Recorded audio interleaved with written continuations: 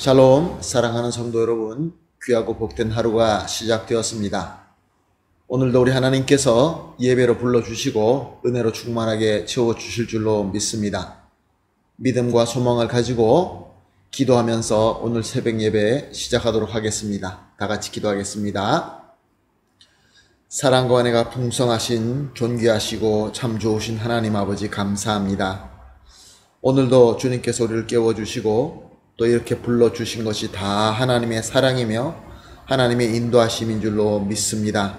주님, 오늘도 예배를 통하여 우리에게 필요한 것으로 채워주시고 필요 없는 것은 버리게 하여 주시옵소서. 그리하여서 이 시대에 하나님께서 사용하실 수 있는 귀한 도구, 귀한 종으로 부족함이 없게 하여 주시옵소서. 또한 하나님 아버지, 쉽지 않는 때에 살고 있습니다. 그래서 어려워하고 힘들어하고 고통스러워하는 성도님들이 계십니다. 연약하신 분, 병든 분도 계십니다. 주님, 사랑의 주님, 우리 주님의 사랑의 손으로 어루만져 주시고 치유하여 주시옵시고 회복시켜 주시옵소서. 영육간에 강건하게 하여 주시옵소서. 그리하여서 주님께서 원하시는 대로 맡겨주신 사명을 잘 감당하며 풍성한 열매 맺기에 부족함이 없게 하여 주시옵소서. 감사하며 예수님의 이름으로 기도합니다. 아멘. 할렐루야. 우리 다 같이 찬송하시겠습니다. 314장 내 구주 예수를 더욱 사랑. 314장 함께 찬송하시겠습니다.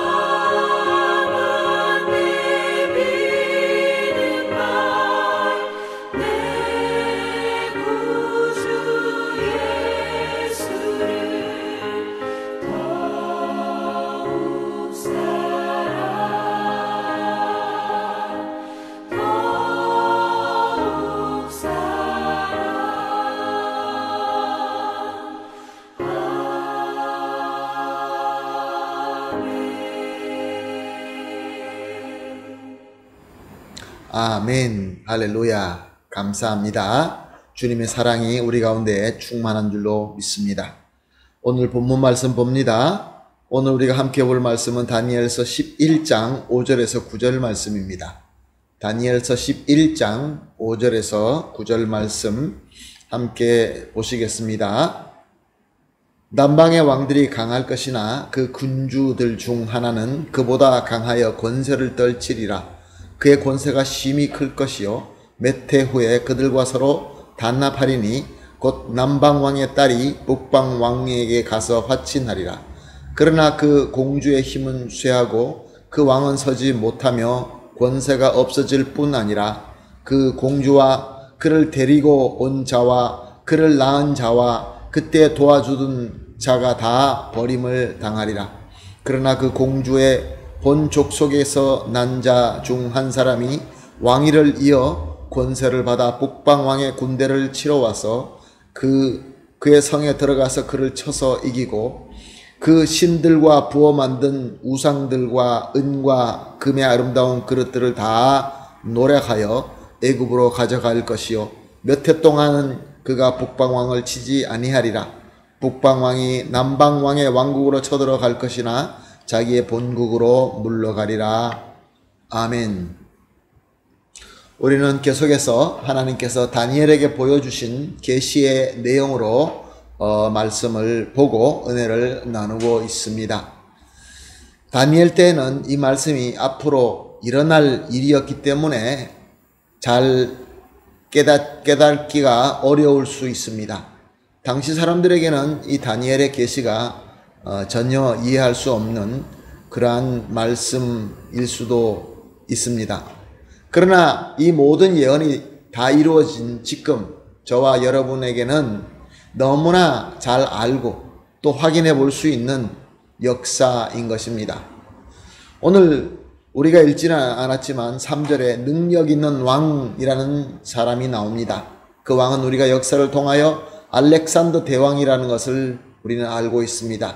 알렉산더 대왕은 그가 예언된 대로 단순간에 바사 제국을 점령해버리고 크나큰 제국을 세웠지만 젊은 나이에 죽게 되므로 그 제국은 4명의 장군으로 4왕궁으로 갈라지게 됩니다. 또 오늘 본문에서 4왕 중에서 가장 강한 왕 남방왕이라고 나오는데 이 왕은 남쪽 애굽을 중심으로 다스렸던 톨레미 왕이라는 것을 우리는 알 수 있습니다.